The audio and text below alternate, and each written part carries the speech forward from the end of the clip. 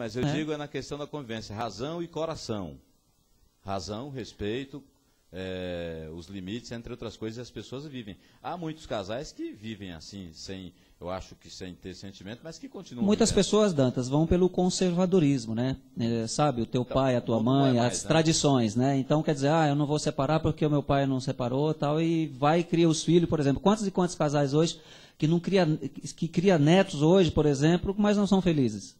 Várias pessoas, para se manter na sociedade, entendeu? E o meu caso não é esse. Eu acho que para mim é felicidade. Doutora, e o que você acha disso, doutora? Eu estou conversando sobre essa questão de razão e coração. E a curiosidade dá para um casal viver, ser um casal normal, como um casal comum, mas sem sentimento? Dá para viver um casamento assim? Sem sentimento não dá, né, Dantas? Eu acredito que não. Eu acho que o ideal seria um conjunto. Então, mas o que você está me dizendo aqui, convivência é o quê, então? É o carinho, é o respeito, mas o sentimento. Tem que haver o sentimento. Então não há convivência, não há. Se não tiver, não há convivência, então. Não só a convivência, não existe. Eu creio que não. Tá certo, eu creio que não suporta, mas eu gostaria de aproveitar o ensejo e fazer uma perguntinha ao Atevaldo. Pergunte. 4 filhos com 4 mulheres. Tá vendo? Assim, no lado jurídico da coisa, e a pensão alimentícia? Como fica? É isso que eu... Não, agora, muito bom, muito bom. A gente nem chegou na Maria da Penha, o negócio está pegando fogo aqui. Espera aí, doutora. 4 filhos são 4 pensões. Eu queria até que, antes do Atevaldo responder... Olha, o Atevaldo é um exemplo, claro, que beleza. Hoje a gente juntou o útil ao agradável. A doutora veio responder, o Tadeu Zucchilov teve 3 filhos com 3 mulheres, está apontando ali. Muita gente fala, olha, você vai estourar a pensão. Por exemplo, você ganha, um exemplo, você ganha R$100 por mês. E como é que paga 4 pensões nesse caso, doutora? Olha, juridicamente funciona da seguinte forma. Muitas vezes nós temos um entendimento que é aqueles 33% sobre o salário líquido da pessoa. Isso não é tão verdadeiro, porque a lei diz o seguinte: paga quem pode e pede quem precisa. É assim que funciona. Ok? Curto e grosso. Curto e grosso. A lei não tem sentimento, né? Então, pede quem precisa e paga quem pode. Muito bem. O que ocorre, geralmente os juízes, eles costumam dar os 30% para quem tem só uma família, para quem tem só um filho. E, a partir daí, você tem outro filho, você tem outra família, começa a dividir. E respondendo à pergunta do Dantas, se você ganha só R$100, como faria para pagar uma pensão alimentícia? Ou quanto pagaria? Em se tratando de Brasil hoje, é difícil alguém ganhar só R$100. Mas é com um termo fictício. Um termo fictício só para a gente compreender o percentual disso aí. Ok. Então, o que os juízes estão estipulando hoje em dia em situação de desemprego, que eu acho que responderia... Mas a questão dos 4 com 4 mulheres, no caso do Atevaldo, é isso que eu... É dividido. Então, de qualquer forma, você pagaria... É proporcional. Então, 33% divide por 4. Então, você vai pegar um exemplo de R$100, R$33, você divide... Isso é claro, evidente, o internauta compreenda o seguinte, R$100 é um valor fictício, a gente está usando isso para compreender, é um valor redondo para que a gente compreenda. No caso, doutora, 33% é o que a lei estipula. Não é isso? É o limite. Certo. Para 4, então, o Tadeu Zucchilov e o Atevaldo Leitão, que são exemplos disso, vivos e claros aqui no programa, eu queria dizer o seguinte, esse percentual de pensão de 33 divide para 4 mulheres. Para 4 filhos? Para 4 filhos, desculpa. Filhos. Mesmo uma precisando mais, não tem nada a ver, a lei não quer saber disso. Não. Aí vai pegar os 33 direitos iguais. Então, a cada mulher que o caboclo arruma e faz um filho, 33%. 33%. Aí, né? Porque muita gente pensa, não sei se a senhora sabe, mas ainda há na cultura de que se paga 33 para cada filho. Aí o cara fica sem dinheiro, né? Exatamente. E na realidade mesmo, não é 33%. A realidade é 30%.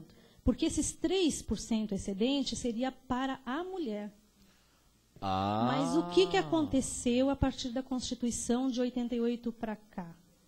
Nós, mulheres, brigamos pelos direitos iguais. E, graças a Deus, conseguimos. Aí. Né? Mas de tal sorte que também perdemos esse direito de pleitear a nossa pensão alimentícia para um marido. No caso que eu trabalho, eu tenho o meu salário, eu tenho como me manter meu sustento. E acredito que é muito justo. Agora, uma coisa que eu acho que eu queria, curiosamente também, você falou de um assunto, questão de desemprego. Bom, a pessoa não tem nenhuma fonte de renda. E aí a mulher disse, olha, eu vou, mesmo assim, porque é um termo que eu vou colocar no pau. É verdade, é essa a expressão. Esse é o termo. Tadeu Zucchilove saiu sorrindo ali. Essa expressão. Experiência total, eu vou pôr ele no pau. Aí o vizinho disse, põe no pau, é isso mesmo. Então volta aqui, Tadeu. Aí quando você está desempregado, não tem nenhuma fonte de renda, a justiça obriga a pagar a pensão a si mesmo? Obriga, porque hoje em dia no Brasil é uma das poucas coisas que ainda dá prisão, né? E o que acontece? Eu vou reproduzir aqui as palavras do juiz que eu escuto diariamente em audiência. Então, o caboclo fala assim, doutor, eu estou desempregado, eu não tenho emprego. E eu estou desempregado há 6 meses, eu estou desempregado há 1 ano, eu estou desempregado há 2 anos. O juiz bate em cima da mesa e fala assim, ótimo, então você tem bastante tempo para catar latinha e vender para dar comida para o seu filho. Porque se você come, seu filho também tem que comer. Rapaz. Os caras não... Viu, Rafa? Cuidado, viu, Rafa? Não facilita não, viu? Você que está pensando que quer se livrar porque está desempregado, não se livra não. Agora, e agora vem a outra história. E como é que o juiz mede o percentual de pagar quem está desempregado? Quanto ele vai pagar? Se ele está desempregado, obviamente não tem salário, não tem como medir. O percentual entra onde aí? Aí entra um percentual sobre o salário mínimo. Não tem escapar a justiça? Não tem escapar. Ela não faz. E aí então, depende também o percentual, né? Exato. O que o juiz vai analisar? Vamos pegar o Atevaldo como... Exemplo, vamos. O Atevaldo vai chegar para o juiz e vai falar assim, Excelência, eu estou desempregado. O juiz ele vai perceber que o Atevaldo é uma pessoa esclarecida, ele vai perceber que o Atevaldo é uma pessoa que sabe se comportar. Portanto, quando você estava empregado, qual era a sua renda? Era X. Bom, então dá para calcular, né? Muito bem, então hoje nós vamos atribuir o seguinte, você desempregado, você vai contribuir com 1 salário mínimo.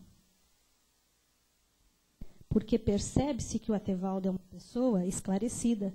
E que pode pagar. E que pode pagar. Obviamente. Vamos passar para uma pessoa que não tem a instrução, que não tem a mesma oportunidade, que não tem o mesmo conhecimento e que realmente esteja passando necessidade.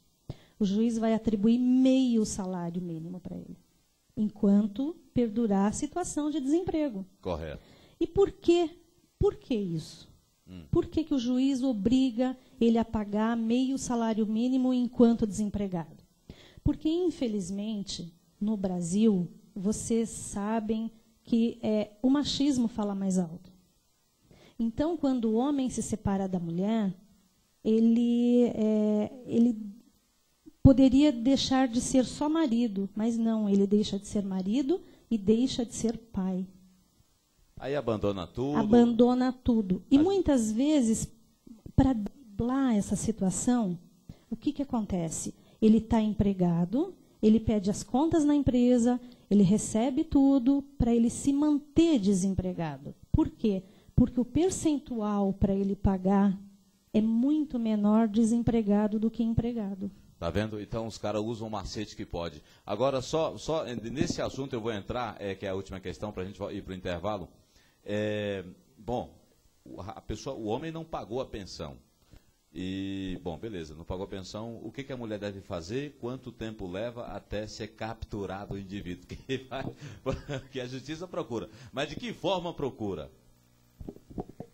É uma situação complicada. Porque, assim, a gente acaba sempre pensando nos pequenos que estão em casa passando a necessidade, né?